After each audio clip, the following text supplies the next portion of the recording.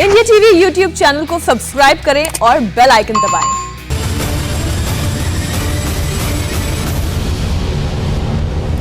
नमस्कार, आप देख रहे हैं इंडिया टीवी। आपके साथ मैं हूं मीनाक्षी जोशी। कोरोना के खिलाफ हिंदुस्तान की जंग में प्रधानमंत्री नरेंद्र मोदी एक बार फिर नायक बने हैं। कोरोना वैक्सीनेशन पर आज प्रधानमंत्री मोदी ने बहुत बड़ा संदेश दिया। प्रधानमंत्री मोदी ने अब से करीब 3.5 घंटे पहले देसी कोरोना टीके की पहली डोज ले ली। प्रधानमंत्री मोदी ने एम्स और आईसीएमआर के सहयोग से बनी भारत बायोटेक की मेड इन इंडिया वैक्सीन ली। एम्स में प्रधानमंत्री मोदी को पुडुचेरी की एक नर्स सिस्टर पी निवेदा और केरल की नर्स रोसम्मा अनिल ने टीका लगाया। इस मौके पर एम्स के डायरेक्टर डॉक्टर रणदीप गुलेरिया भी मौजूद थे।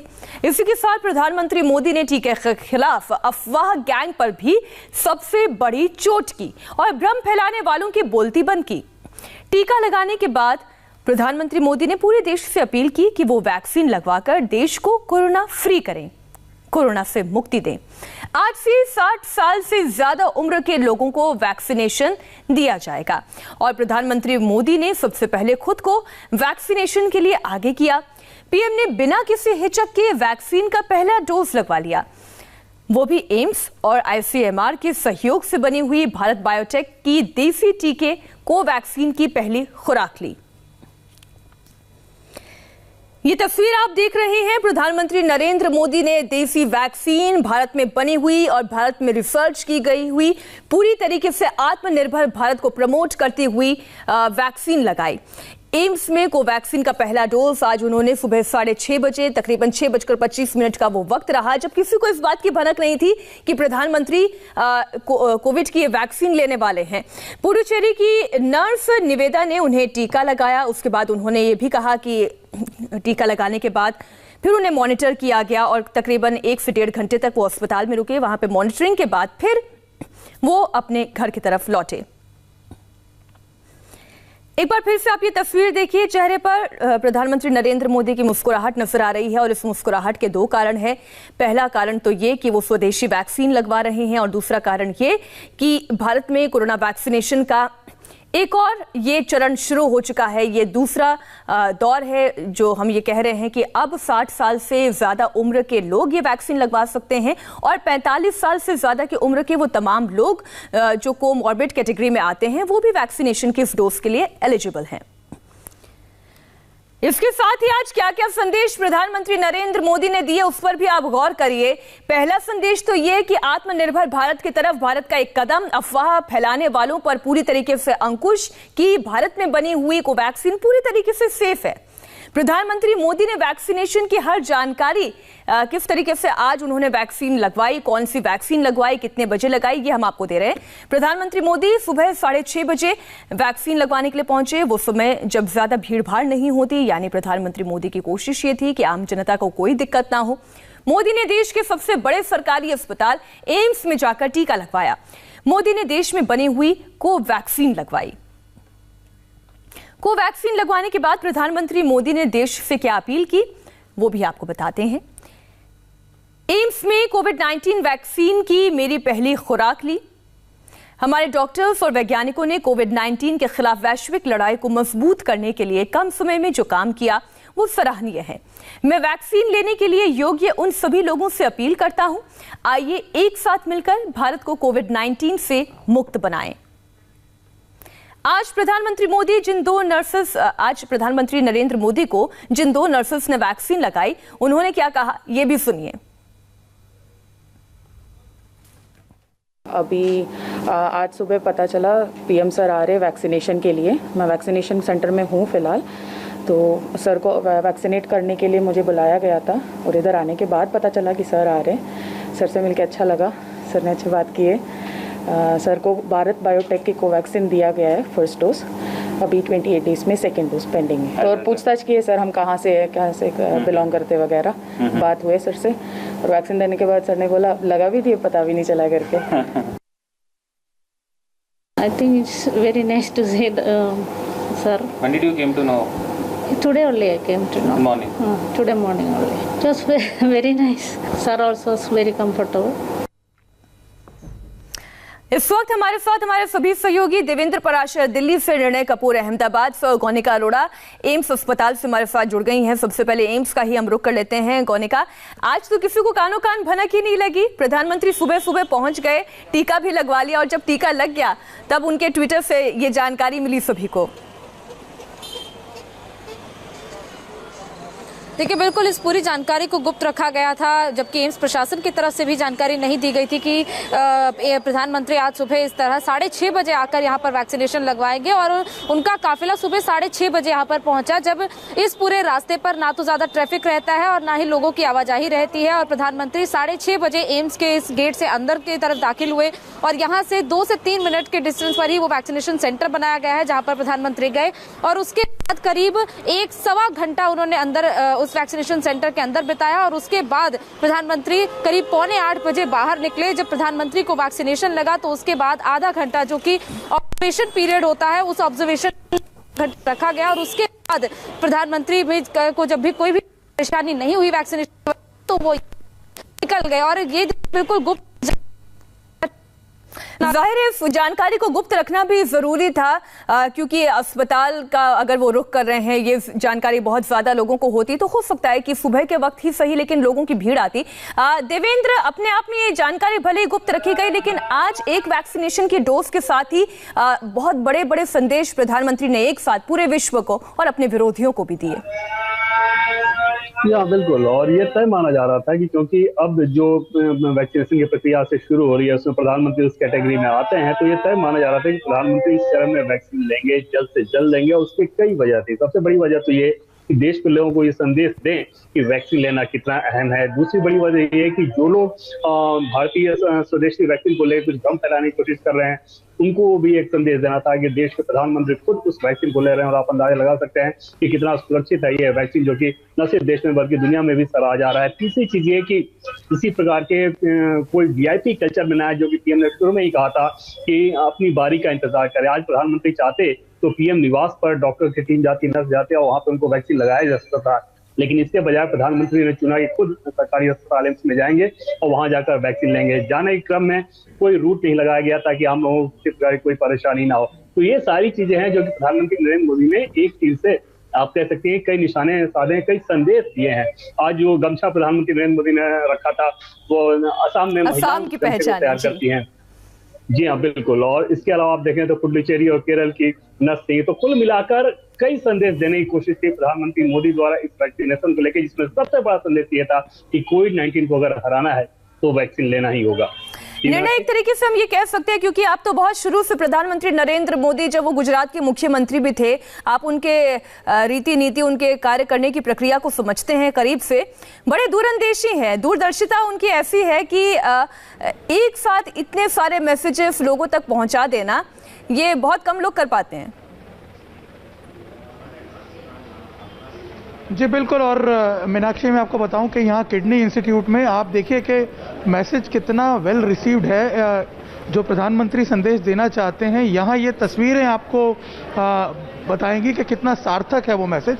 यहाँ अगर आप देखें, ये जितने भी पेशेंट मेरे पीछे आपको दिख रहे हैं ना, ये सभी या तो 60 साल से ऊपर के हैं या ट्रांसप्लांटेड पेशेंट हैं, जिनका किडनी ट्रांसप्लांट हुआ है या डायलिसिस पे हैं इस वक्त, ये पेशेंट हैं। और ये देखिए, ये पहुंचे सुबह सुबह ही अपने डोजेज लेने के लिए।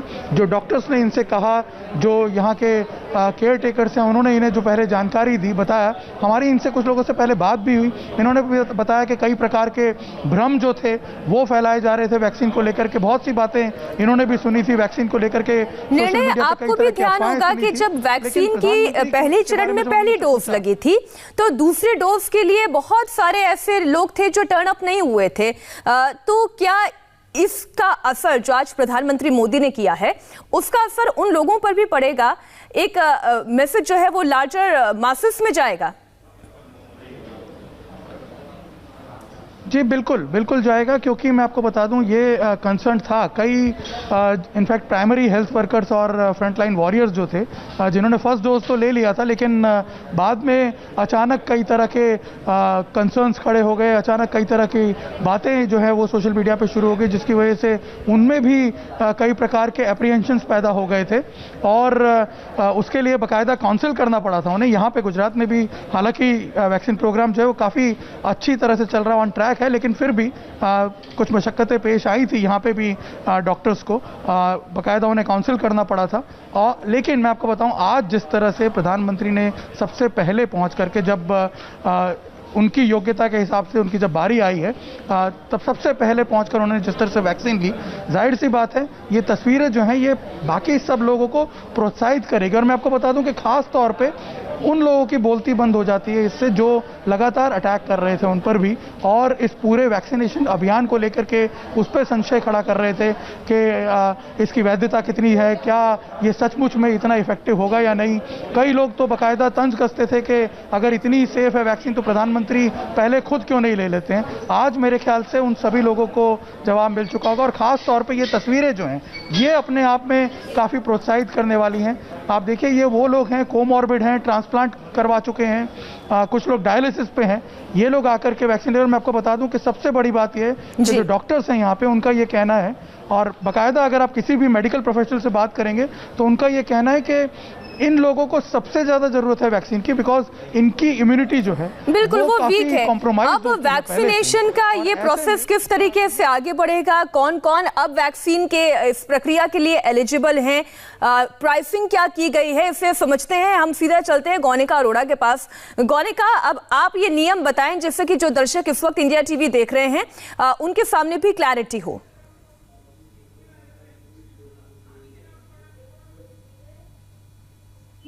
जो प्रायोरिटी दी गई है वो 60 साल के ऊपर के लोगों को दी गई है। जिन लोगों की उम्र 60 साल से ऊपर है वो वैक्सीनेशन के लिए कोविन ऐप के थ्रू रजिस्टर कर सकते हैं, या फिर अगर किसी के पास कोई ऐसा मोबाइल नहीं है तो वो यहाँ पर अस्पताल में खुद जाकर भी वैक्सीनेशन सेंटर में अपने आप को रजिस्टर करवा सकते हैं और उसके बाद वैक्सीनेशन लगवा सकते हैं। इसके अलावा गौनिका, हम आपको यहीं पे रोकना चाह रहे हैं। इस वक्त हमारे साथ अनिल विज जी जुड़ गए हैं। आप बीजेपी नेता हैं, हरियाणा में बहुत महत्वपूर्ण पद पर आप आसीन हैं। अनिल विज जी, हमने आपका ट्वीट भी देखा, आपने कहा प्रधानमंत्री सच्चे रूप में नायक है। हाँ, प्रधानमंत्री नरेंद्र मोदी जी देश के सच्चे नायक हैं और हर घड़ी पर उन्होंने आगे आकर देश को रास्ता दिखाने की कोशिश की है। अब इस वैक्सीन के बारे में जो तरह तरह की भ्रांतियां फैलाई जा रही थी, डर फैलाए जा रहे थे, विपक्ष द्वारा झूठा प्रचार किया जा रहा था, उन सब का जवाब देने के लिए प्रधानमंत्री नरेंद्र मोदी जी ने आगे आके सबसे पहले खुद वैक्सीन लगवाई है, ताकि किसी में किसी प्रकार का कोई भय ना रहे, कोई डर ना रहे, कोई शंका ना रहे और लोग बड़ी संख्या में आगे आकर वैक्सीनेशन करवाएं ताकि कोरोना की इस महामारी से देश को मुक्ति मिल सके। अनिल विज जी, मुझे ध्यान है जब आपने खुद कोरोना वैक्सीन के लिए वॉलंटियर किया था और फिर आप कोरोना पीड़ित भी हुए थे, तो कई तरह की बातें, अफवाहें उस वक्त भी उठी थी और आपने उस वक्त भी बहुत मुखरता के साथ इसका जवाब दिया था। हाँ, मैंने जब ये ट्रायल चल रहे थे तो मैंने इसका ट्रायल का इंजेक्शन लिया था और उसके इससे पहले कि मैं दूसरी डोज ले पाता, जो कि 28 दिन बाद लगती है, मुझे कोरोना हो गया था। और कोरोना होने के बाद जब मैंने ठीक होने के बाद जब मैंने अपनी एंटीबॉडी चेक करवाई तो मेरी एंटीबॉडी 300 है, 300। तो अब मैंने डॉक्टरों से परामर्श किया है और उनका कहना है कि इतनी 300 एंटीबॉडी बहुत ज़्यादा होती है और आपको अब वैक्सीन की ज़रूरत नहीं है। तो मुझे तो वैक्सीन की ज़रूरत नहीं है, लेकिन आम लोगों से मैं ये आह्वान करना चाहता हूँ कि वो आगे आएं और वो टीका लगवाएं। जो भ्रांतियां फैल रही थी, जो ये कहा जा रहा था कि भारत में निर्मित कोरोना वैक्सीन की शायद उतनी एफिकेसी नहीं है, ये सेफ नहीं है। 300 से ज्यादा की एंटीबॉडी बनी है, इसलिए जो भारत पर विश्वास रखना चाहिए, हमें अपने विशेषज्ञों पर विश्वास रखना चाहिए, हमें अपने देश पर विश्वास रखना चाहिए। और प्रधानमंत्री जी ने भारत बायोटेक की कोवैक्सीन लगवाकर यही संदेश देने की कोशिश की है। आपको लगता है कि कोवैक्सीन को लेकर जो भारत में पूरी तरह से निर्मित है, उस पर जो राजनीतिक दलों की ओर से जो बड़े बड़े नेताओं ने टिप्पणियां की, उसका एक बुरा असर जरूर पड़ा था?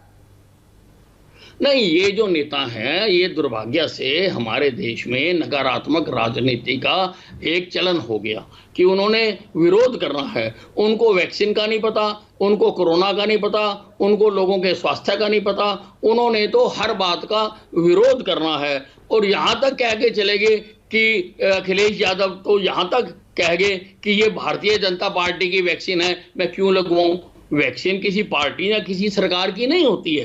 वैक्सीन जो होती है, दवाई जो होती है, वो हमारे साइंटिस्टों की खोज होती है, उनका बनाई हुई निर्माण होता है। तो उसके ऊपर इस तरह के प्रश्न लगाना, ये उनकी बुद्धिमत्ता के स्तर का परिचायक है। बिल्कुल अनिल जी, उस वक्त भी मैंने ये चीज बोली थी कि कोई भी वैक्सीन है, कोई भी रिसर्च है, ये किसी पार्टी के कार्यालय में नहीं होता है। ये हमारे साइंटिस्ट की, ये वैज्ञानिकों की अथक प्रयास का नतीजा है और इसकी सराहना होनी चाहिए। अनिल जी, अब हरियाणा की हम बात कर लेते हैं कि किस तरीके से अब ये वैक्सीनेशन ड्राइव का ये दूसरा चरण हरियाणा में किया जाएगा। नहीं, हरियाणा में पूरी तैयारियां कर ली गई हैं और सब जगह पर वैक्सीन पहुंचाई जा रही है। और जो प्राइवेट अस्पताल हैं, जो आयुष्मान से एम्पैनल्ड हैं अस्पताल, उन अस्पतालों में भी ये वैक्सीन लगेगी। 60 साल से ऊपर वालों को लगेगी और 45 साल से ऊपर जो कोमॉर्बिडिटी है, या जाने जिनको गंभीर बीमारियां हैं, उनको भी लगेगी। सरकारी अस्पतालों में फ्री लगेगी और प्राइवेट अस्पतालों में 250 रुपये देकर लगेगी, जिसमें 150 रुपया वैक्सीन की कीमत है और 100 रुपया उनके सर्विस चार्जेज हैं। बिल्कुल, और हम यही आशा करते हैं कि जल्द से जल्द भारत इस कोरोना बीमारी से मुक्त हो। बहुत बहुत धन्यवाद अनिल जी हमारे साथ बातचीत के लिए, चर्चा के लिए। हमें यहाँ पर रुकना होगा एक छोटे से ब्रेक के लिए, और ब्रेक के बाद इसी बड़ी खबर पर कुछ और अपडेट्स के साथ लौटेंगे।